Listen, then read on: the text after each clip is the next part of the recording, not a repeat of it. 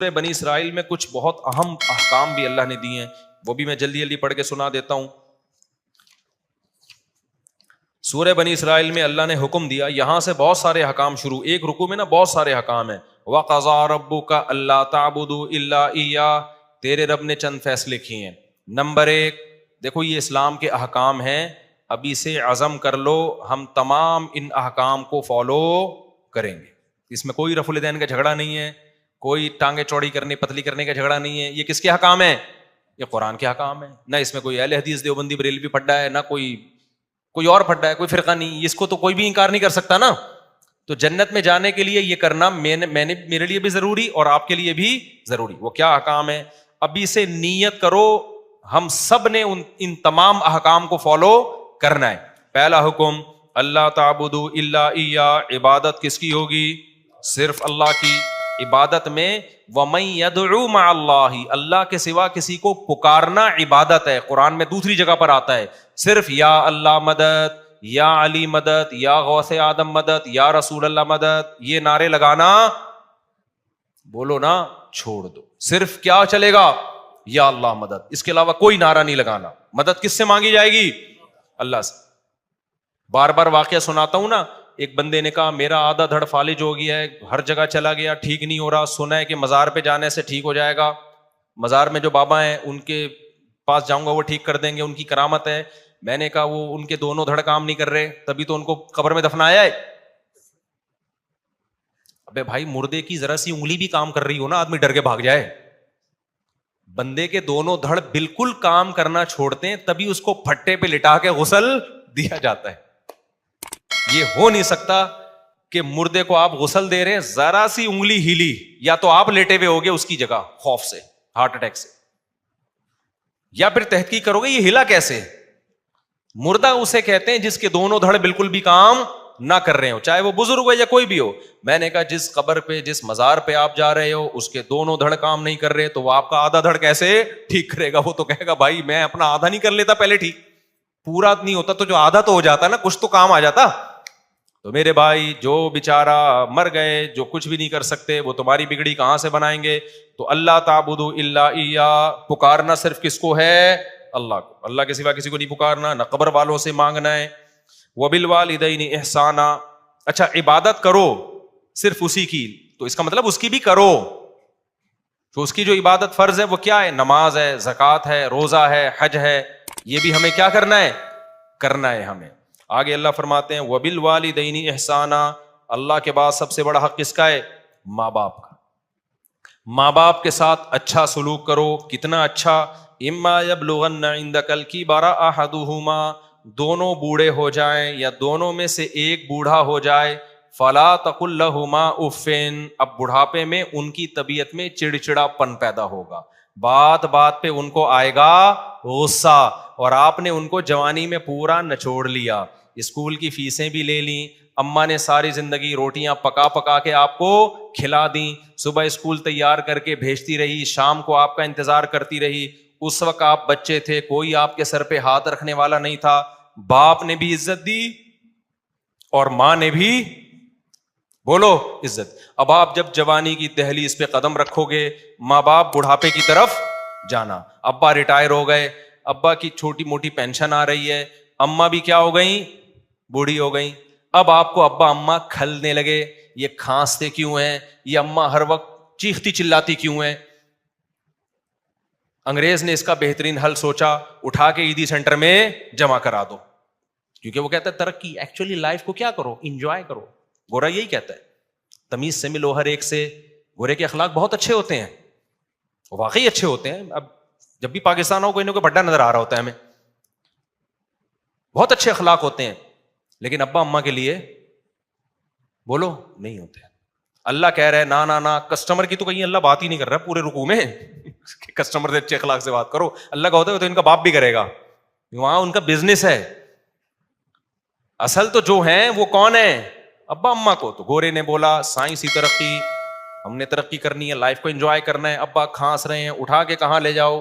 Old house میں care ہوگی، وہاں گورنمنٹ نے ملازم رکھا ہوا ہے، گورنمنٹ کہے گی آپ نہیں ان پہ خرچ کرو گے، بلکہ ہم آپ کی 40% سیلری کاٹیں گے اور قوم کے بوڑھوں کو کھلائیں گے۔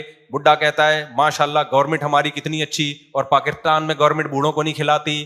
بھائی پاکستان میں اولاد بوڑھوں کو کھلاتی ہے، گورنمنٹ اس لیے نہیں کھلاتی. گورنمنٹ تو ویسے بھی کسی کو نہیں کھلاتی. گورنمنٹ کا کام تو کھانا ہے، کھلانا تھوڑی ہے. کیا خیال ہے بھائی؟ زیادہ ہو گیا، چلو آگے. اچھے بھی لوگ بھی ہیں، بہرحال اچھے لوگ بھی ہیں الحمدللہ. گورنمنٹ میں کچھ لوگ کھلانے والے بھی ہیں. یہ میں مکھن لگانے کے لیے نہیں کہہ رہا، چونکہ جب میں ٹریولنگ کی ہے نا تو کچھ خاندانی لوگ بھی ہمیں ملے ہیں، اور ہر جماعت میں ہیں. تو خاندانی لوگ ہر جگہ، مارکیٹ میں ہیں ذرا تھوڑے، تو اس لیے ظاہر ہے جو اکثریت سامنے آتی تو مارکیٹ میں نظر تو وہی آتا ہے نا. لیکن کچھ اچھے لوگ بھی ہیں الحمدللہ. تو بہرحال اللہ میاں نے کہا کہ سب سے زیادہ حق کس کا ہے؟ ماں باپ کا. ان کے ساتھ اچھا سلوک کرنا ہے. اچھا سلوک کیسا؟ کہ جب بوڑھے ہو جائیں، اب تمہارے کسی کام کے نہیں ہیں، تو اب اصل میں تو خدمت شروع ہوئی ہے. اب کیا ہے؟ حق حقوق تو اب شروع ہو رہے ہیں. تو پہلا حق اپنی زبان پہ کنٹرول. عیدی سینٹر جمع کرانا تو یہ تو آپ سے کوئی ملے کہ میں نے اپنے ابا کو جمع کرا دیا عیدی سینٹر، بتاؤ آپ کی نظر میں اس کی کوئی عزت رہے گی؟ نہیں رہنی چاہیے. بے تو اپنے باپ کو جمع کرا کے آ گیا یار، گودوں میں پالتا بڑھاپے میں اس کو. یار وہ تنگ بہت کرتے ہیں ابا یہ کرتے ہیں. بھائی جو بھی ہیں، حق کب شروع ہو رہا ہے؟ اماں اور ابا کا بڑھاپے میں شروع ہو رہا ہے. فلا تقل لهما اف، اللہ کہتے ہیں اب ان کے سامنے اف نہیں کرنا. ولا تنہرہما، ان دونوں کو جھڑکنا نہیں ہے. جھڑکنا سمجھتے ہیں؟ جیسے باس اپنے ملازمین کو جھڑکتا ہے، چلو یہاں سے جاؤ، یہاں سے دماغ کھایا ہوا ہے. بھکاریوں کو جھڑکا جاتا ہے، بس کر یار. یہ جو اسٹائل ہے نا فرعون والا بات کرنے کا، یہ اسٹائل ماں باپ کے سامنے بولو نہیں چلے گا. چپ ہو جاؤ، خاموش ہو جاؤ، آپ کون ہوتے ہو پہ اعتراض کرنے والے؟ یہ ڈائلاگ آج کل اولاد کے چل رہے ہیں. کس کے لیے؟ ماں باپ کے. آپ کون ہوتے ہو مجھے روکنے والے؟ آپ کو کس نے یہ رائٹ دیا؟ یہ اسکولوں سے سیکھ رہے ہیں. ایجوکیشن بہت آ رہی ہے، تمیز مارکیٹ سے شارٹ. یہ ایجوکیشن تمہیں جہنم کے عذاب میں لے کے جائے گی. اس سے وہ جاہل اچھا ہے، رکشا چلاتا ہے، ٹماٹر بیچتا ہے، لیکن اپنے باپ اور ماں سے تمیز سے بات کرتا ہے. اللہ کی نظر میں وہ زیادہ پڑھا لکھا ہے. تو ولا تقل لهما اف ولا تنہرہما وقل لهما قولا کریما. آگے اللہ نے فرمایا کہ صرف اتنا نہیں ہے کہ بے عزتی نہیں کرنی، جھڑکنا نہیں ہے اور اف نہیں کہنا. تو انسان کہتا ہے چلو بدتمیزی سے پیش نہیں آنا، نارمل رہنا ہے. نا نارمل بھی نہیں. قل لهما قولا کریما، ایسی بات کرنی ہے جس سے عزت جھلک رہی ہو. ایسے لگ رہا ہو جیسے کوئی ملازم اپنے آفیسر سے بات کر رہا ہے. کریم کہتے ہیں عزت دار کو. قول کریم ہونا چاہیے جس سے رسپیکٹ کیا ہو؟ نظر آ رہی ہو، لوگوں کو پتا چلے یہ اولاد ہے اور یہ کیا ہے؟ باپ ہے. آج جو لبرل طبقہ جب آتا ہے نا ہم سے ملنے کے لیے اپنے بچوں کی پرابلمز کو لے کے، تو میں یقین سے بتاؤں مجھے بچہ باپ لگ رہا ہوتا ہے اور باپ بچہ. باپ بچے کے سامنے بڑی تمیز سے، کہ بچے کو ایسا نا مائنڈ کر جائے، بچہ ایسے آرام سے بات کر رہا ہوگا. ایکچولی مفتی صاحب میرے یہ بیٹے ہیں، حالانکہ ایک ہی ہے لیکن اس کو عزت میں ہیں کہہ رہا ہوتا ہے. ویسے ہوتے بھی ایک ہی ہیں عام طور پہ لبرل لوگوں کے یہاں. یہ میرے بیٹے ہیں، ایکچولی یہ تھوڑا سا نا یوں بیٹا وہ ابا ایسا چیخنا شروع کر دے گا. ابا بیٹا وہ اصل میں دیکھیں میں آپ کو سمجھانا چاہ رہا تھا نا، میں مفتی صاحب ہیں، تھوڑا سا احتیاط سے بات کرتے ہیں. نہیں آپ مفتی صاحب یہ دیکھو نا یار، یہ ابا باتیں کیسی کر رہا ہے. تو مجھے 2-3 دفعہ ارادہ ہوا میں ابا کی جگہ اس کو بٹھا دوں اور اس کی جگہ کس کو بٹھا دوں؟ ابا کو. اور میں بولوں بھائی آج سے ابا تو ہے، یہ کون ہے؟ اسٹائل سے تو لگ رہا ہے باپ تو ہے. تو یہ تربیت یہ ہو رہی ہے مارکیٹ میں، یہ ہو رہی ہے تربیت. تو اپنے اسٹائل سے یہ ثابت کرنا پڑے گا کہ ابا جو ہے وہ ابا ہے، اماں جو ہے وہ کیا ہے؟ بیٹیاں اماں کے ساتھ بڑی بدتمیزی کرتی ہیں. یار آپ کون ہوتی ہو مجھے روکنے والی؟ آپ کون ہوتی ہو؟ آپ چپ ہو جاؤ، میں کیوں چپ ہوں؟ یار یہ اسٹائل ہے بھائی. ہم تو اپنے بچپن میں تصور نہیں کر سکتے تھے کہ آپ کون ہوتی ہو مجھے روکنے والی. ماں جب کہہ رہی ہے چپ ہو جاؤ تو آپ چپ ہو جاؤ، میں کیوں چپ ہوں؟ خدا کی قسم ہم اپنے بچپن میں یہ تصور نہیں کر سکتے تھے کہ کوئی اولاد اپنی ماں، کوئی بیٹی اپنی ماں کو یہ الفاظ کہہ سکتی ہے. بڑے بدتمیزی والے الفاظ ہیں یہ. تو یہ بہت خطرناک بات ہے. اس لیے اللہ تعالیٰ قرآن میں فرماتے ہیں وَقُلْ لَهُمَا قَوْلًا كَرِيمًا. بات کیسے کرنی ہے؟ عزت کے ساتھ. وَاخْفِضْ لَهُمَا جَنَاحَ الذُّلِّ مِنَ الرَّحْمَةِ. یہ تو بات کا اسٹائل بتا دیا. کھڑے ہونے کا اسٹائل کیسا ہو, ذلت سے اپنے بازوؤں کو جھکانا ہے. دیکھنے سے بھی بات سے بھی پتا چلے کہ یہ چھوٹا ہے اور وہ بڑے ہیں, اور کھڑے ہونے اور کے اسٹائل سے بھی پتا چلے کہ یہ چھوٹا ہے اور وہ کیا ہیں, بولو, بڑے ہیں. ایسے سینہ تان کے ان کے سامنے کھڑا ہوا ہے, ابا نیچے بیٹھے ہوئے, خود اوپر چڑھ کے بیٹھا ہوا ہے. تو یہ بڑی غلط بات ہے.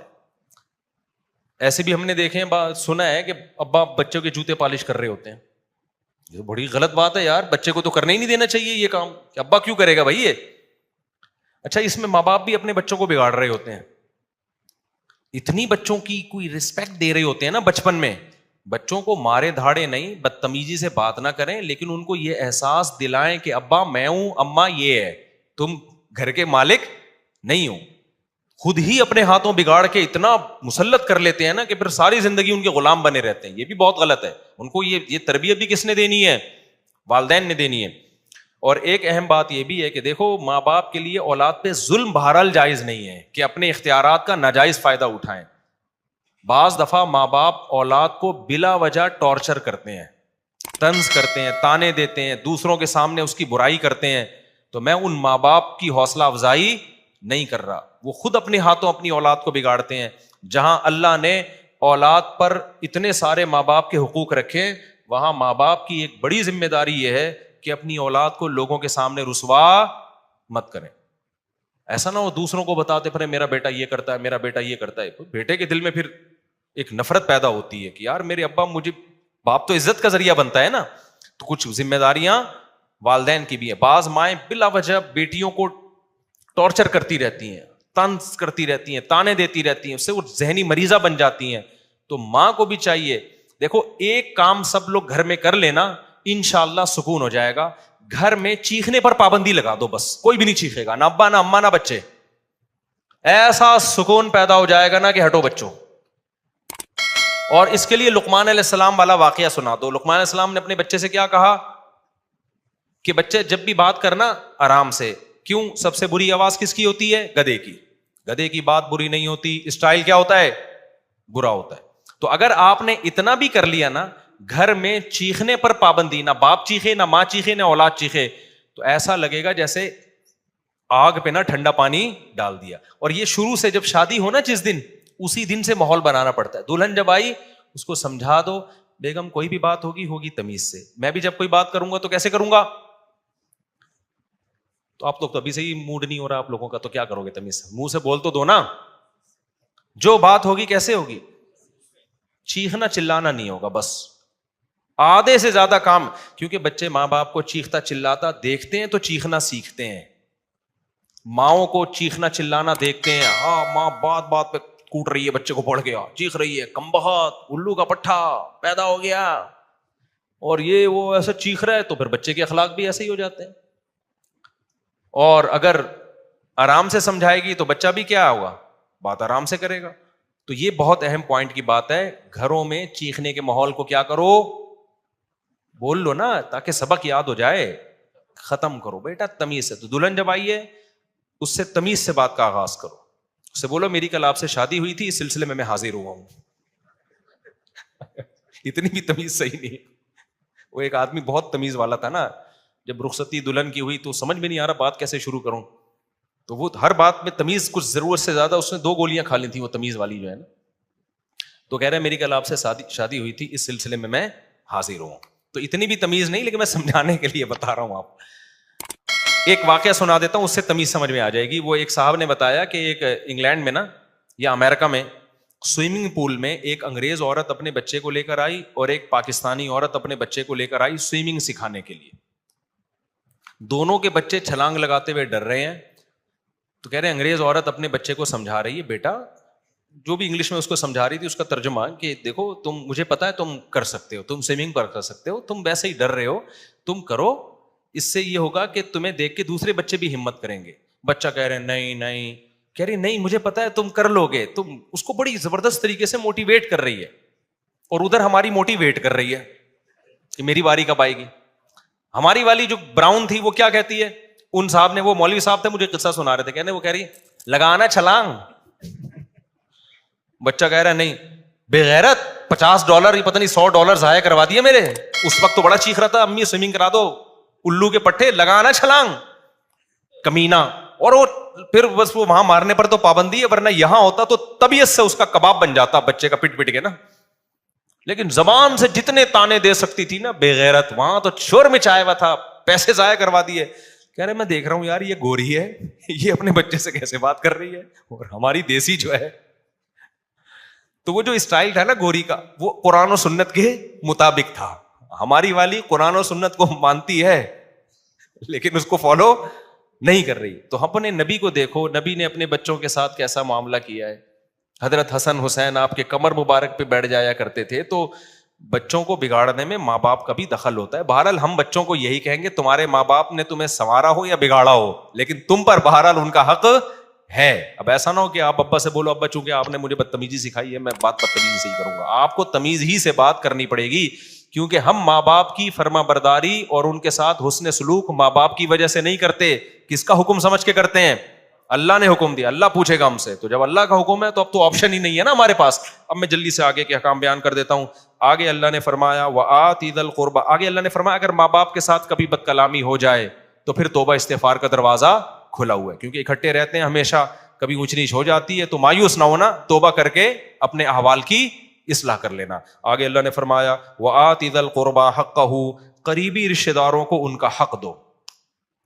یہ بھی اللہ کا بہت اہم حکم ہے, قریب ترین رشتوں کا حق دوسروں سے زیادہ. 5 منٹ میں بس بیان ختم کر رہا ہوں. میں نے سوچا کہ 1 گھنٹے سے زیادہ نہیں بڑھنے دوں گا بیان. قریب ترین رشتہ داروں کو ان کا حق دو. آج سے عزم کریں, سب سے قریبی بھائی بہن ہوتے ہیں, پھر والدہ کے ابا اور اماں کے جو رشتہ دار ہیں, ماموں چچا پھپھو خالہ یہ ہیں, پھر ان کے بچے ہیں, اپنے بہن بھائیوں کے بچے ہیں. تو یہ سب سے کیا ہیں؟ قریبی. تو ان کو ان کا حق دو. کیا مطلب؟ ان میں کوئی غریب ہے مسکین ہے تو آپ کی ذمہ داری ہے آپ تفتیش کریں کہ کون مستحق ہے, اس کو مانگنے کا موقع نہ آئے, آپ نے خود اس کے ساتھ تعاون کرنا ہے, پوچھنا ہے. آگے اللہ فرماتے ہیں والمسکین, غریبوں کو ان کا حق دو, مسافروں کو دو. مسافروں کو کیسے چونا لگایا جاتا ہے؟ کوئی مسافر آ جائے نا ٹیکسی والے کے پاس, ٹیکسی والے کو پتہ چل جائے کہ یہ مسافر ہے, ٹیکسی والا اس کو 10 کے 4 گنا ریٹ بتا رہا ہوتا ہے. اس کو پتا ہے اس کو یہاں کے ریٹ پتہ ہی نہیں ہے. ہم بچپن سے دیکھ رہے ہیں, پہلے تو گورے بہت آیا کرتے تھے, ورلڈ ٹریڈ سینٹر کے بعد آنا بند ہو گئے, پہلے گورے بہت آیا کرتے تھے. ہمیں یاد ہے جب انگریز آتے تھے نا تو وہ ٹیکسی والے نا ان کو ڈبل سے بھی زیادہ کرایہ بتاتے تھے. حالانکہ کوئی بھی مسافر ہے بھائی, جب دوسرے تو وہ رعایت کا مستحق ہے. لاہور میں ہم جاتے تھے تو ٹیکسی والے کو پتہ چل جاتا تھا ہماری اردو سے یہ کہاں سے آیا ہے, کراچی. ٹیکسی والا چونا لگاتا تھا, ہم کہتے تھے بھائی وہاں جانا ہے, گلی کے ساتھ طواف کرتا تھا وہ گلی میں, ہمیں پتہ ہی, ہم سمجھ نئی گلی آ رہی ہے, اسی گلی میں گھمایا جا رہا ہے. پھر جب 3-4 دفعہ وہی درخت آئے تو پھر اگلی گلی, او جناب 50 کلومیٹر دور, حالانکہ وہ اس کھمبے سے لے کے اس کھمبے تک گیا ہے. ہم سمجھ رہے ہیں بہت لمبی ٹریولنگ کر کے ہم یہاں پہنچے ہیں. جب رشتے داروں کو بتاتے تھے وہ کہتے ہیں بھائی یہ تو یہاں اترے تھے, یہاں سے یہاں تو 5 منٹ لگتے ہیں. لاہور والے ایسے ہوتے نہیں ہیں, لیکن مجھے 2-3 ٹکرے ہیں, ہوتے نہیں ہیں, لیکن ہر جگہ کراچی میں بھی ہوتے ہیں, لاہور میں بھی ہوتے ہیں, ہر جگہ ہوتے ہیں. تو یہ آپ کو جب پتہ چل گیا بندہ کراچی کا ہے تو چونا نہ لگاؤ, بلکہ اس کو عزت دو. پنجاب والا جب کراچی آئے, آپ کو اس کی لینگویج سے پتہ چل گیا یہ لاہور یا ملتان سے آیا ہے, تو بجائے چونا لگانے کے آپ اس کو کیا دو کہ یار اپنے کراچی میں آیا ہے تو ہم ایسا معاملہ کریں گے کہ اچھا امیج لے کے جائے گا. یار کراچی والے تو کیا ہوتے ہیں, بڑے خاندانی, لیکن پاکستان میں ہر آدمی کے پاس چونے کے ڈبے ہیں, ٹھیک ہے نا. وہ کہتا ہے یار کوئی بندہ ملے, ٹوپیاں لے کے بیٹھے ہوئے ہیں, کوئی بندہ ملے جس کے سر پہ آ جائے اس کو پہنا دو. تو یہ کام مت کرو, قرآن منع کرتا ہے. آگے اللہ فرماتے ہیں وَلَا تُبَذِّرْ تَبْذِيرًا, خرچ کرنا ہے, رشتہ داروں پہ بھی پھینکنا نہیں ہے. ایسا نہ ہو سخاوت کے جوش میں آ کے یوں اڑانا شروع کر دو اور پھر کل لوگوں سے بھیک مانگ رہے ہو. جی کس سلسلے میں آئے, جی وہ میں نے بیان سن کے سخاوت اتنی کر دی تھی کہ آج میرے پاس گیس بجلی کے بل کے پیسے نہیں ہے. کیا کرو, یہ شیطان کا کام ہے. آگے اللہ فرماتے ہیں وَإِمَّا تُعْرِضَنَّ عَنْهُمُ ابْتِغَاءَ رَحْمَةٍ مِّن رَّبِّكَ, بعض دفعہ کوئی رشتہ دار, کوئی غریب مسکین تمہارے پاس آتا ہے, اس وقت تمہارے پاس پیسے نہیں, وہ ہو مستحق, وہ پیشہ ور بھکاری کی بات نہیں ہو رہی, خوب سمجھ لو, اس وقت پیسے نہیں ہے, لیکن تمہیں پتہ ہے بعد میں پیسے آ جائیں گے, تو اس سے نرم بات کہہ دو کہ بھائی ابھی نہیں ہے لیکن مجھے اللہ سے امید ہے کل انتظام ہو جائے گا تو کل میں تمہیں دے دوں گا. دیکھو کیسے اللہ کہاں کہاں تک سمجھا رہے ہیں. آگے اللہ نے فرمایا نہ اپنے ہاتھ کو گردن سے باندھو, کنجوس بن کے زندگی گزارو کہ جی وہ الماری سے روٹی لگا لگا کے, بہت پرانا لطیفہ ہو گیا. ایک کنجوس آدمی کو بچے کہتے تھے ابا دیسی گھی لے کر آ, دیسی گھی لے کر آ. ابا کنجوس, اس نے کہا مہنگا ہے. بہرحال ایک دن ابا گھی کا ڈبہ لے آئے. جب بھی کوئی آئل یا گھی کا ڈبہ ہوتا ہے باہر بھی چکناہٹ ہوتی ہے, تو ابا نے کہا بیٹا گھی کے ڈبے سے لگا لگا کے کھاؤ, جب تک باہر مکمل ختم نہ ہو جائے نا ڈبہ نہیں کھلے گا. وہ بچے بےچارے صبح ناشتے میں نا ڈبے کو چاٹ رہے. اب اس کو سفر پہ جانا تھا تو یہ ڈبہ الماری میں بند کر کے چلا گیا کہ کم بخت کھول نہ لیں گے. کئی دنوں کے بعد واپس آیا تو بچے سے پوچھا کہ بچوں تم نے گھی کا ڈبہ کھولا تو نہیں؟ نہیں ابا ہم نے نہیں کھولا. بیٹا پھر ناشتہ کیسے کرتے تھے؟ ابا الماری سے روٹی لگا لگا کے کھاتے تھے. وہ بھی کنجوس کے بچے تھے نا. ابا الماری سے روٹی لگا لگا کے کھاتے تھے. اس نے رکھ کے ایک تھپڑ لگایا. بغیر تو کچھ دن گھی کے بغیر صبر نہیں ہو سکتا تھا. یہ کیا ہے؟ ہاتھ گلے سے باندھ لینا. لا تجعل یدک مغلولۃ الی عنقک, اپنے ہاتھوں کو گردن سے مت باندھ. دیا اللہ نے اڑاؤ یار, خرچ کرو, لیکن ولا تبسطھا کل البسط, ایسے ہاتھ بھی نہ پھیلا دو. ایسا نہ ہو کہ اپنی چادر سے زیادہ پاؤں پھیلانا شروع کر دیے, جیسے شادیوں میں لوگ اڑا رہے ہوتے ہیں نا. ایک ولیمے میں ایسا پیسہ اڑایا, پھر مجھے آ کے کہہ رہے ہوتے ہیں آپ دوسری شادی کی بات کرتے ہو, خرچہ ایک میں اتنا ہو جاتا ہے. بھائی تم نے جس اسٹائل میں ولیمہ کیا اس میں تھوڑی, اس میں تو ایک بھی نہیں ہوتی. جو جس طرح کے خرچے کر رہے ہو ایسے اڑا رہے ہوتے ہیں ذرا ذرا سی تقریبات پر, اس کے بعد کچھ ہے ہی نہیں. اچھا یہ خوب سمجھ لو, ہر آدمی اپنی حیثیت کے مطابق خرچ کرے گا. بعض دفعہ لوگ کہہ رہے ہوتے ہیں وہ فلاں مالدار نے ڈیفینس میں اتنے بڑے ہوٹل میں ولیمہ کیا ہے اور اتنا لگژری کھانا, یہ تو اسراف ہے. بھائی اس کی کروڑوں کی آمدن ہے, اس کے لیے یہ دال چاول ہیں, ٹھیک ہے نا. تو یہ جو اسراف کی ڈیفینیشن ہے نا, یہ ہر ایک کے حق میں مختلف ہے. جن کو زیادہ دیا ان کے لیے یہ کچھ بھی نہیں ہے, جن کو کم دیا ان کے لیے تو 2 دیگیں بھی ہو سکتا ہے بہتوں. تو اسراف میں کبھی کسی کو دیکھ کے کہ اتنا زبردست اس نے انتظام کیسے کر لیا, تو وہ اس پہ آپ نہیں حکم لگا سکتے. اس کی ہر آدمی اپنی آمدن کے حساب سے خرچ کرتا ہے اور کرنا بھی چاہیے. ایک کروڑ پتی آدمی اگر دال چاول کھلائے گا تو یہ کنجوسی ہے, اور ایک غریب آدمی جس کے پاس دال چاول کے پیسے بھی نہیں ہے وہ دال چاول بھی کھلائے گا تو یہ کیا ہے؟ اسراف ہے. تو اسراف کی ڈیفینیشن ہر ایک کو دیکھ کر مختلف ہوتی ہے. جلدی سے مکمل کر لوں. آگے اللہ نے فرمایا وَلَا تَقْتُلُوا أَوْلَادَكُمْ خَشْيَةَ إِمْلَاقٍ, غربت کے خوف سے اپنے بچوں کو قتل مت کرو. نَحْنُ نَرْزُقُهُمْ وَإِيَّاكُمْ, ہم ان کو بھی روزی دیں گے اور تم کو بھی دیں گے. علماء نے اس آیت کے تحت لکھا ہے کہ حمل گرا دینا یہ بھی حرام ہے اسی آیت کی روشنی میں, اس خوف سے کہ میں خرچے کہاں سے پورے کروں گا. آج بہت سے لوگوں کی کال آ رہی ہوتی ہیں, بھائی مجھ صاحب میرے 2 بچے ہیں, ایکچولی ان کے خرچے پورے نہیں ہو رہے, ایکچولی یہ ہو رہا ہے, ابھی پھر پریگننسی ہو گئی صاحب اس مہنگائی کے دور میں. بھائی اللہ کہہ رہا ہے کہ نہیں اجازت آپ کو. رزق کس کے ذمے ہے؟ جب بچہ پیدا ہوتا ہے ماں کی چھاتیوں میں دودھ آتا ہے تو اللہ دے گا. آپ کہتے ہو بھائی دودھ ہی ضرور نہیں ہے نا, آگے بھی تو ہے بہت سارے مسائل. تو اللہ نے دودھ ایک سائن علامت کے طور پہ کہ ابھی اس کی ضرورت تو ابھی یہ دے رہا ہوں, اس کا مطلب جب جو ضرورت ہوگی وہ میں دے دوں گا. تو یہ فیملی پلاننگ والوں کے نظریات سے بالکل متاثر مت ہو. اولاد کا معاملہ کیلکولیٹر سے نہیں ہے کہ اتنے ہو گئے تو اتنی تنخواہ تو اتنے ہو سکتے ہیں اتنے, یہ گوروں کا کام ہے. مسلمان کو اس کی اجازت نہیں ہے. ہماری اولاد اللہ کی مخلوق پہلے ہے, ہماری اولاد بعد میں ہے. سمجھتا ہے کہ نہیں سمجھتا ہے؟ آگے اللہ فرماتے ہیں وَلَا تَقْرَبُوا الزِّنَا, زنا کے قریب بھی مت پھٹکو. دیکھو جتنے بھی احکام اللہ نے بتائے نا اس میں کسی میں یہ نہیں کہا کہ اس جرم کے قریب بھی مت جاؤ. واحد ایک زنا ہے جس کے بارے میں کہا اس کے قریب بھی مت جاؤ, کیونکہ جو قریب جاتا ہے وہ زنا کر لیتا ہے. قریب جانے کا کیا مطلب؟ موبائل میں لڑکیوں کے نمبر رکھے ہوئے ہیں, بلاک کر دو نمبر سارے. بلاک کرنے سے پہلے ایک میسج بھیج دو, یہ آپشن کہ بھائی اب میں شادی کرنا چاہتا ہوں, آپ اگر میری وائف بننا چاہتی ہیں تو موسٹ ویلکم, ادروائز نمبر کیا ہو رہا ہے؟ بلاک. پھر دوسری کو بھیجو, پھر مسرت کو بھیجو, پھر کائنات کو بھیجو, پھر راحت کو بھیجو. وہ ہے نا لطیفہ, میں بہت دفعہ سن لیا. یہی ہوتا ہے نا یہ ساری لیڈیز جن کے نمبر آپ نے سیو کیے ہوئے ہیں ان کو، ورنہ پھر وہی ہوگا جو اس بندے کے ساتھ ہوا تھا. ایک بندے کی شادی ہوئی، بیگم کو کہہ رہا ہے کہ آج سے تم میری کائنات، تم میری مسرت، تم ہی میری راحت اور تم ہی میری فرحت. وہ تو ویسے ہی کہہ رہا ہے، وہ سمجھی اپنی گرل فرینڈ کے نام بتا رہا ہے. تو فوراً کہتی ہے اچھا پھر تم ہی میرے غفار بھی، تم ہی میرے ستار بھی، تم ہی میرے وسیم بھی، تم ہی میرے غفور بھی، سب کچھ تم ہی. وہ حیران یار یہ کیا ہو رہا ہے مارکیٹ میں. تو وہ راز پھر اگلنا شروع ہو جاتے ہیں. ٹھیک ہے نا. پاک دامنی والی زندگی گزارو. تو اللہ فرماتے ہیں زنا کے قریب بھی مت پھٹکو، یہ بہت بڑا گناہ ہے، اور کسی انسانی جان کو قتل مت کرو. آگے اللہ فرماتے ہیں ولا تقربوا مال الیتیم، یتیم کے مال کے بھی قریب مت جاؤ. یہاں بھی قریب جانے کا، قریب جانا کا. یتیم کسے کہتے ہیں؟ آپ کے بھائی کی ڈیتھ ہو گئی، اس کے چھوٹے چھوٹے بچے ہیں، تو چچا ان بچوں کی وراثت کھا جاتا ہے، بڑا بھائی چھوٹے بھائیوں کی وراثت کھا جاتا ہے. یتیم کا مطلب یہ نہیں کہ عیدی سینٹر سے یتیم بچوں کے چپل کوئی چوری کر رہا ہے جا کے، یہ عربوں میں نہیں ہوتا تھا. یتیم کا مطلب ہے کہ جب باپ مر گیا تو چھوٹے بچوں کی وراثت رشتہ دار کھا جاتے ہیں. اللہ کہتے ہیں یہ کام مت کرنا.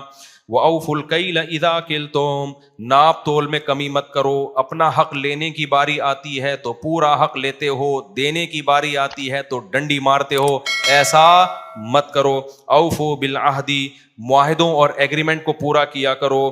آگے لا تخف ما لیس لک بہ علم، جب تک مکمل نالج نہ ہو کسی چیز کے در پہ نہ ہو تبصرہ مت کیا کرو. فلانے نے یہ کر دیا، فلانے نے یہ کر دیا. کل مجھے کسی نے پوسٹ بھیجی کسی آفیسر کے بارے میں کہ وہ یہ کروڑوں روپے کھا گیا اور یہ کر رہا ہے. میں نے کہا آپ نے خود اپنی آنکھوں سے دیکھا ہے کتنے روپے کھا گیا؟ وہ اپنی آنکھوں سے دیکھا ہے؟ کہہ رہے نہیں میں نے دیکھا تو نہیں ہے، لیکن یہ دیکھو ثبوت ہے. میں نے کہا ان ثبوت کو تجزیہ آپ کو اینالائز کرنا آتا ہے؟ آپ تجزیہ کرنا آتا ہے؟ آپ جج ہو؟ کہہ رہے یار. میں نے کہا کیوں بلا وجہ کچھ بھی چلا دو مارکیٹ میں پھیل جاتا ہے. سچ بہت کم بولا جاتا ہے. تو کبھی کسی کی باتوں میں آ کے کسی کو تبصرہ کرنا، کسی ادارے کو برا کہنا، کسی فرد کو برا کہنا، یہ اپنی زندگیوں سے ہمیشہ کے لیے کیا کر دو، ختم. جب تک 2 اور 2 4 کی طرح واضح دلائل آپ کے پاس نہ ہو. کسی کو بھی بدنام کرنا ہو نا، فیس بک پہ آپ پوسٹیں چلا دو، پھیل جاتی ہیں. لوگ کہہ رہے ہیں یہ دیکھو کیا کر رہا ہے. پہلے یہ تو دیکھو کہ اس نے یہ میرے بارے میں بھی چلاتے ہیں، کبھی عمران خان کے بارے میں، کبھی مولانا فضل الرحمان کے بارے میں پوسٹ. میں بیٹھا ہوں مجھے پتہ ہی نہیں، میری ایک پوسٹ آ جائے گی عمران خان امام مہدی میں کوئی فرق ہی نہیں ہے، ایسی زبردست پوسٹ چلا دیں گے. پی ٹی آئی والے زندہ باد مفتی، یہ والی آئی نہیں ہے، اس سے ملتی جلتی. پی ٹی آئی والے زندہ باد، مفتی طارق مسعود زبردست. دوسری آ جائے گی مولانا فضل الرحمان ایسے ہیں، کچھ الٹا سیدھا. جیوا والا ابے اس کی ایسی کی تیسی، ابے اس کی ہے. نہ میں نے ادھر کچھ کہا ہوتا ہے، نہ میں نے جو میں نے تقریریں کی ہوئی ہیں وہ پڑھی ہوئی ہیں، وہ ویڈیو ہے وہ سنو، وہ اس کا میں ذمہ دار ہوں. ایک میری پوسٹ کسی نے چلا دی کہ یزید جنتی ہے، نیچے شیعوں کی گالیاں دبا کے. ابے تم تحقیق تو کرو، میں نے بولا بھی ہے کہ نہیں بولا. آگے یہ کہ کیونکہ قسطنطنیہ کی لڑائی میں وہ شریک تھا لہذا وہ کیا ہے، جنتی. شیعہ لوگوں نے دبا کے گالیاں لکھی ہیں، یہ یزیدی ہے، یہ فلانا ہے. بھائی تم تحقیق تو کرو، یہ کس نے چلایا ہے؟ ہمارے آفیشیل چینل سے تو کوئی پوسٹ نہیں چلی. اب تک وہ یہی سمجھ رہے ہیں کہ یہ کیا ہے، یزید کو جنت. نہ میں نے اس کو جنتی بولا، نہ میں نے اس کو جہنمی بولا، کچھ بھی نہیں بولا. میں نے اس پہ تبصرہ ہی نہیں کیا. پوسٹ دبا کے کچھ بھی اٹھا کے ڈال دو نا. ہماری قوم میں یہ شعور نہیں ہے کہ تحقیق کریں ایسا ہوا بھی ہے کہ نہیں ہوا. تو چلاتے رہتے ہیں مارکیٹ میں. ہاں ہمارے جو ویڈیو بیانات ہیں اس کا میں ذمہ دار ہوں بھائی، جو میں نے بولے ہیں اس کا میں ذمہ دار ہوں. آپ وہ ویڈیو کٹنگ اس کو بھی کٹ کر کے نہ چلاؤ. ابھی ایک تراویح کا بیان کٹ کر کے چلائے ہوئے لوگوں نے. تراویح کے بارے میں یہ کہہ رہا ہوں کہ نبی صلی اللہ علیہ وسلم سے کوئی تعداد ثابت نہیں ہے. ادھر ٹک یہاں روک دیا. اور اتنی بات کہ بھائی اگر صرف حدیثی کو دیکھنا ہے تو پھر تو غامدی صاحب صحیح کہہ رہے ہیں، یہاں کٹ کیا. دیکھو مجھ صاحب کہہ رہے ہیں غامدی صاحب کیا کہہ رہے ہیں، لیکن پوری بات آگے. اچھا اس پہ اتنا پروپیگنڈا ہوا. پھر جامعۃ الرشید میں ہمارے استاذ ہیں مفتی محمد صاحب، ان سے باقاعدہ سوال پوچھا گیا کہ مفتی صاحب نے یہ بولا ہے کہ حدیث میں تو کوئی تذکرہ ہی نہیں ملتا، ثابت ہی نہیں ہے. پھر انہوں نے اس کا جواب دیا. اتنا پروپیگنڈا. حدیث میں تبصرہ نہیں ملنے کا مطلب یہ ہے کہ سند کے لحاظ سے کوئی صحیح حدیث ہمارے پاس موجود نہیں ہے کہ جو نبی نے 3 دن تراویح پڑھی تھی کتنی رکعتیں تھیں. لیکن حضرت عمر کا عمل بتاتا ہے کہ نبی نے 20 پڑھی ہوں گی. تو نبی سے ثابت ہونے کے لیے 2 طریقے ہوتے ہیں. ایک ہے تواتر، صحابہ کا عمل، وہ خود بتاتا ہے کہ نبی نے کیا کیا ہے. ایک ہے حدثنا فلان کے ساتھ کوئی سند. بہت سارے شریعت کے حکام آتے ہیں حدیث میں نہیں ملتے, صحابہ سے پتہ چلتا ہے. رکوع میں جا کے جب ہم کھڑے ہوتے ہیں, ہاتھ چھوڑنا ہے ہاتھ باندھنا ہے, حدیث میں کوئی تذکرہ نہیں ہے, لیکن پوری امت کیا کرتی ہے؟ ہاتھ چھوڑتی ہے. کیوں؟ تواتر عملی ہے, امت کا عمل بتا رہے کہ نبی نے ہاتھ چھوڑے ہوں گے. ہم یہ جو عورتیں ہیں صفا مروہ میں دوڑتی نہیں ہیں, چلتی ہیں, نبی سے تو کچھ بھی ثابت نہیں ہے, نہ حضرت عائشہ سے ثابت ہے کہ دوڑنے کا حکم دیا یا چلنے کا حکم دیا. پوری امت کر رہی ہے تو ہم فرض کر لیتے ہیں کہ صحابیات نے کیا کیا ہوگا, وہ بھی چلی ہوں گی اور نبی نے چلنے کا حکم دیا ہوگا. صراحتاً نہیں ہے, لیکن یہ بھی نبی ہی سے ثابت ہے. اور بہت سارے احکام ہیں. تو جو ہر مسئلے پر حدیث مانگتا ہے نا, وہ خود علم سے کورا ہے, اس کا مطلب اس کے پاس نالج نہیں ہے. حدیث صراحتاً ہوتی ہے یا دلالتاً ہوتی ہے؟ اس کو دلالتاً کہتے ہیں. جیسے امام مالک بہت سے مسائل پوچھا گیا کہ اس کی آپ کے پاس کیا دلیل ہے, انہوں نے کہا اہل مدینہ ایسے کر رہے ہیں. کیا مطلب؟ جب مدینہ والے کر رہے ہیں تو نبی نے کیا ہوگا. تو نبی کا عمل براہ راست نہیں پہنچا, لیکن دلالتاً پہنچا ہے. خیر, دو آیتیں پڑھ کے بیان ختم کرتا ہوں. تو اللہ فرماتے ہیں جب تک یقینی علم نہ ہو تبصرہ نہ کیا کرو. آگے اللہ نے فرمایا وَلَا تَمْشِ فِي الْأَرْضِ مَرَحًا, زمین میں اکڑ کے مت چلو.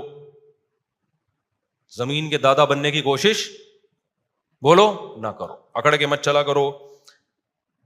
کیوں؟ انک لن تخرق الارض, زمین کو نہ تم اپنے پاؤں کی طاقت سے پھاڑ سکتے ہو اور نہ سینہ اتنا اونچا کر سکتے ہو کہ کیٹو کی پہاڑی سے اوپر جھانکنا شروع کر دو. تو جتنے ہو اتنے ہی رہو.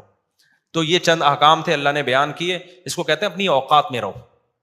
اس پر میں اکثر ایک بات کہتا ہوں, جو زیادہ فنڈر بن رہا ہو نا, اس سے کہیں تو بیت الخلاء کس وقت جاتا ہے, وہ بتائے گا مغرب کے بعد جاتا ہوں یا صبح 8 بجے جاتا ہوں. تو بولے تیری اوقات کیا ہے؟ صبح 8 سے 8:30. اصل اوقات تیری کتنا بھی اکڑتا ہونا, جب واش روم میں جا کے بیٹھتا ہے اور آگے میں ڈیلیٹ کر دیتا ہوں, اس وقت انسان کو اپنی اوقات سمجھ میں آ جاتی ہے کہ تو اصل میں ہے کیا. اس لیے ہم نے بزرگوں سے, علماء سے سنا ہے کہ تکبر ہمیشہ پرلے درجے کا بے وقوف اور احمق کرتا ہے. ذرہ برابر بھی عقل ہونا انسان میں, وہ متکبر نہیں ہو سکتا. تکبر ہمیشہ کون لوگ کرتے ہیں؟ بے وقوف جو اپنی اوقات بھول جاتے ہیں. وہ یہ بھول جاتے ہیں غلیظ پانی سے اللہ نے پیدا کیا, ماں کے پیٹ سے باہر نکالا, بچپن میں کیسے ماں کے محتاج تھے, بات بات پہ روتے تھے, ذرا ذرا سی بات پہ چیختے تھے, چلاتے تھے, مائیں سہارا دیتی تھی. اس وقت دادا گیری تھی کیا؟ ماں پھینک کے چلی جاتی, کیا اوقات تھی اس وقت؟ کتنے عرصے لنگڑا کے چلتے رہے, ٹوٹے, کبھی ادھر جا رہا ہے, توتلا بول رہا ہے, آہستہ آہستہ بولنا سیکھے. تھوڑے دنوں کے لیے اللہ نے جوان کر کے سیدھا کر دیا, تھوڑے دنوں میں اپنے آپ کو زمین کا باپ سمجھنا شروع. ظلم کرتا ہے, تو کون ہوتا ہے مجھے سمجھانے والا, تو کون ہے مجھے سمجھ. ابے بھائی تھوڑے دن کے لیے تجھے جوانی ملی ہے, ابھی دوبارہ آہستہ آہستہ بڑھاپے کی طرف تو آئے گا. پھر بڑھاپے میں دیکھو نا ہوتا کیا ہے, کانپ رہے ہوتے ہیں, راشا تاری ہو گیا. وہ ایک سنگر تھا, بڑی اچھی آواز تھی, جب بوڑھا ہو گیا تو جب گاتا دانت نکل کے نیچے گر جاتے اس کے, کیونکہ الفاظ نکالنے کے لیے دانت کا منہ میں ہونا ضروری ہے. کچھ الفاظ نکلتے ہی نہیں دانتوں کے بغیر. تو پھر بیچارے نے بتیسی لگوائی, پھر جب گانا گاتا بتیسی گر جاتی, پھر لگاتا, پھر گاتا, گر جاتی. کسی نے کہا بھائی بار بار کیسٹ کیوں چینج کر رہے ہو, ایک ہی کیسٹ میں بیان کرو نا. تو بڑھاپے میں یہ حال ہوگا, کمر جھکے گی, ہائی ہوئی کی آوازیں آئیں گی. تو یہ اپنا ماضی دیکھو, اپنا فیوچر دیکھو. اور حال بھی کیا ہے, ایک وائرس آ گیا کورونا کا, یا کوئی اور بیماری آ گئی دھڑام سے ایسی کی تیسی, تو نہ حال تمہارا, ابھی تھوڑی سی جوانی ہے, تھوڑا سا کوئی وائرس آڑا ترچا چلا گیا, بیڑا غرق, بخار ہو جاتا ہے, کیسے پڑ جاتے ہیں, چلا رہے ہوتے ہیں. ایک مچھر نے آ کے صبح صبح کاٹ لیا, ڈینگی مچھر نے, اس کی وجہ سے لمبے ہو گئے, پلیٹلیٹس گر گئے, بھیک مانگ رہا ہوتا ہے یار کہیں سے سفید سیل مل جائے مجھے اللہ کا واسطہ. تو تکبر ہمیشہ پرلے درجے کا احمق اور بے وقوف کرے گا, جو تھوڑی سی نعمت ملنے پر اپنی اوقات بھول جاتا ہے. جیسے کسی بھکاری کو آپ نے 3 پیس سوٹ پہنا کے نہا دھو کے کشکول لے کے گاڑی میں بٹھا دیا, جبکہ اس کو پتا ہے یہ تھوڑی دیر کے لیے ملا ہے, چھین لیا جائے گا, لیکن وہ بھکاری گاڑی میں بیٹھ کے سیلفیاں لے رہا ہے اور غریبوں کو ٹکرے مارتا ہوا جا رہا ہے, رکشے والوں کو. بھائی کوئی رکشے والا آ رہا ہے اس پہ چڑھا رہا ہے, ابے ہٹ بے غیرت, سڑک پہ چل رہا ہے, دیکھ نہیں رہا کون آ رہا ہے. عقل مند کیا کہے گا, ابے تیری اوقات تو رکشے کی بھی نہیں ہے, 2 منٹ کے لیے تجھے گاڑی ملی ہے اور تو اپنی اوقات بھول گیا, تھپڑ لگا کے اس کو سیٹ کیا کرے گا, اتر نیچے. تو اللہ بھی یہی کرتے ہیں, جو تکبر کرتا ہے نا, میں یہ ہوں, میں یہ ہوں, آج کل یہ بہت چل رہا ہے مارکیٹ میں یہ ہوں, میں یہ ہوں, یہ میں اللہ کو پسند نہیں ہے. تو اس کا نتیجہ نکلتا ہے کہ حدیث میں آتا ہے جو چیز بہت اوپر جاتی ہے اللہ اس کو اسی حساب سے نیچے لے آتے ہیں. تو تکبر سے اپنا ہی نقصان، دماغ بھی خراب ہوتا ہے، ڈپریشن کا مریض بنتا ہے. تواضع اللہ کو پسند ہے، عاجزی اللہ کو پسند ہے. اللہ تعالیٰ سمجھنے کے عمل کی توفیق عطا فرمائے. میرے ماں کی ہم 5 بیٹیاں ہیں، صرف سوالی ان میں بچ جائیداد ہیں، 5 کے علاوہ تو کوئی حصے دار نہیں کرے. اصل بتائیں، اگر بھائی ماں کی اولاد میں صرف بیٹیاں ہیں، بیٹے نہیں ہیں، تو 2/3 حصہ بیٹیوں کو ملے گا، اور اگر شوہر زندہ ہے تو 1/4 شوہر کو ملے گا. وہ زندہ نہیں ہے تو ماں کی ماں باپ کو جائے گا، ماں کے ماں باپ کو. وہ بھی نہیں ہے تو پھر ماں کے بھائیوں کو جائے گا، یعنی بچیوں کے ماموؤں کو. تو 2/3 ان بیٹیوں کو ملے گا، باقی سارا ماموؤں کو ملے گا، اگر باقی لوگ نہیں، بچیوں کے ماموں. سورہ نساء کی آیت میں وَلَكِنْ شُبِّهَ لَهُمْ کا علمی ترجمہ کیا ہوگا؟ کیونکہ غیر مسلم اکثر کہتے ہیں کہ خدا دھوکہ دے سکتا ہے. کیا دھوکہ دے سکتا ہے؟ تم کس طرح سے؟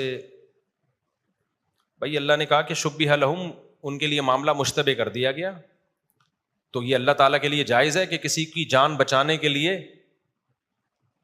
ان کی شکل کا کوئی دوسرا آدمی ان کو دے دیں؟ یہ تو اللہ کے لیے جائز ہے نا، اس کو دھوکہ تھوڑی کہتے ہیں. یہ جان بچانے کے لیے ہو رہا ہے. آپ کے یہاں کوئی ڈاکو آیا آپ کو قتل کرنے کے لیے، آپ اس دروازے سے گئے تاکہ اس کو دھوکہ ہو کہ یہ یہاں ہے، اور پچھلی گلی سے آپ نکل کے باہر چلے گئے، وہ ڈاکو وہیں کھڑا ہوا ہے. اب آپ کہیں انسان ہو کے دھوکہ دے رہے ہو، دے کس کو رہے ہیں؟ ظالم کو دے رہے ہیں. تو یہ دھوکہ نہیں کہلاتا، یہ چال کہلاتی ہے. ظلم سے بچنے کے لیے کیا کہیں گے؟ یہ ایک چال چلی ہے. تو اللہ تعالیٰ نے بھی ایک عیسیٰ ابن مریم کو قتل ہونے سے بچانے کے لیے ایک تدبیر اختیار کی تھی. وہ تدبیر کیا تھی؟ کہ ان کی شکل کا ایک آدمی آ گیا جس کو انہوں نے عیسیٰ ابن مریم سمجھ کے قتل کر دیا. یہ تدبیر کہلائے گی، یہ دھوکہ نہیں کہلائے گا. اور یہ بھی ممکن ہے انہی کی شکل کا پہلے سے کوئی آدمی موجود ہو، تو اللہ حضرت عیسیٰ کے گھر میں لے گئے ہوں تاکہ وہ اسی کو پکڑ کے لٹکا دیں. میری خواہش ہے کہ میں اپنے بیٹے کو مدرسے میں داخلہ کراؤں، لیکن مدرسے کے بارے میں سمجھ میں نہیں آ رہا رہائشی کراؤں یا نہیں. اس کا میٹرک ہونے والا ہے. کچھ لوگوں نے منع کیا ہے کہ بچہ اداس ہو جاتا ہے. بھائی مسئلہ یہ ہے کہ جامعۃ الرشید میں تو میٹرک کے بعد داخلہ کروا دیں، اور حفظ کا بچہ جو ہے جو بہت چھوٹا ہوتا ہے اس کو تو رہائشی نہیں کروانا چاہیے. یہ بچے کے ساتھ ظلم ہے. ماں باپ سے بالکل اتنی عمر کے بچے کو محروم نہیں کرنا چاہیے، بہن بھائیوں سے.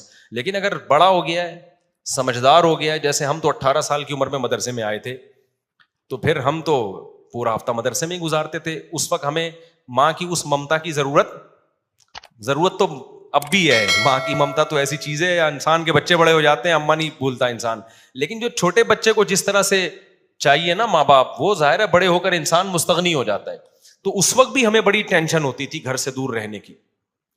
تو 18 سال سے جو چھوٹے بچے ہیں 15 سال کے، ان کے تو پورا ہفتہ وہ بہت زیادہ اذیت میں آ جاتے ہیں. تو جو بڑے بچے ہیں 18-19 کے، وہ تو مدرسوں میں رہ سکتے ہیں، لیکن مدرسوں میں بھی دیکھنا پڑے گا کون سے مدرسے ٹھیک ہیں کون سے غلط ہیں. میں نے بتایا نا، مدرسوں میں بھی بعض مدرسے نہیں ہوتے، کسی نے ویسے ہی اپنی دکانداری کے لیے 4 دیواری کھڑی کر کے بچوں کو رکھا ہوا ہوتا ہے. ان میں بچے پھر بگڑتے بھی ہیں. تو صرف اتنا کافی نہیں ہے کہ مدرسے کا لیبل لگاؤ، بلکہ حقیقت میں علماء صلحاء اس مدرسے کو چلا رہے ہو، اطمینان ہو، تو وہاں کا ماحول جا کے دیکھیں. ورنہ پھر بچہ بگڑتا ہے، مدرسے میں، اسکولوں میں بھی بگڑتا ہے، مدرسے میں بھی بگڑتا ہے. اس کا معیار یہ ہے کہ چلا کون رہا ہے.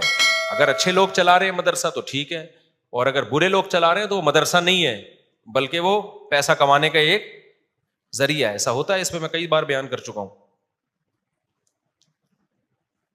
تو میرا خیال یہ ہے کہ بچے کو شروع میں رہائشی نہ کروائیں، شروع میں صبح آنے جانے والا. جب 1-2 سال وہ مدرسے کے ماحول سے مانوس ہو جائے گا پھر رہائشی کروا دیں. قسم کا کفارہ کیا ہے؟ 10 غریبوں کو 2 ٹائم کا کھانا کھلانا، یا 2.25 کلو گندم 10 غریبوں میں بانٹ دینا، اس طور پر کہ ہر ایک کو 2.25 کلو گندم ملے، یا اس کی قیمت، یعنی 2.25 کلو گندم کی قیمت دے دے تو 10 غریبوں میں بانٹ دے گا تو کفارہ ادا ہو جائے گا. اور بعض علماء 2.25 کہتے ہیں، تو یہ بھی ٹھیک ہے. ایک ہی غریب کو 10 دن تک کھلا دے تو بھی ٹھیک ہے، لیکن ایک ہی غریب کو 10 آدمیوں کے پیسے ایک دن میں دے دیے پھر ٹھیک نہیں ہے. سمجھتے ہیں؟ ایک غریبی کو دینا تو 10 دنوں میں ڈیوائڈ کر کے دے. کھانا بھی کھلانا ہے ایک ہی غریب کو تو 10 دنوں میں ڈیوائڈ کر کے کھلائے. اور یہ ہے کہ ایک دن میں ہی 10 غریبوں کو کھلا دے تو بھی ٹھیک ہے. اور اگر کوئی خود غریب ہے، پیسے ہی نہیں ہے غریب کو دینے کے لیے، پھر 3 روزے لگاتار رکھ لے وہ. اس طرح سے کفارہ ادا ہو جائے گا. وما علینا الا البلاغ.